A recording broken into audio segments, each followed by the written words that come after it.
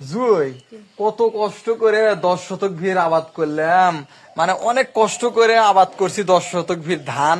মানে সেই ধানটা আমি বৃষ্টির আগে কাটছিলাম, বৃষ্টির পরে কাটে থিয়ে যাচ্ছি, সেই ধান একবারে বৃষ্টিতে একবারে লেতে গেছে, নষ্ট হয়ে গেছে ধান। সেই ধান বাড়ি লিয়ে যাচ্ছি, সেটা বাইরে আমু বহুত মেশিন আসিচ্ছে, সেই ধানই বাইরে বের যামু।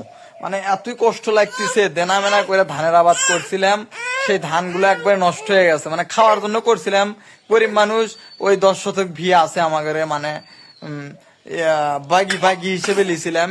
মানে অনেক কষ্ট করে আবাদ করছিলাম, সেই আবাদ তো একবারে নষ্ট হয়ে গেছে। এখন সেগুলো ভাত খাওয়া যাবি না, মানে টেকি হয়ে গেছে ধান তো, তাও সেদ্ধ করে ওগুলোই খাওয়া লাগবে কষ্ট করে। আমি কি করছো, ওগুলো খাওয়া যাবে না, খাওয়া গেলে এখন খাওয়া নেই গো।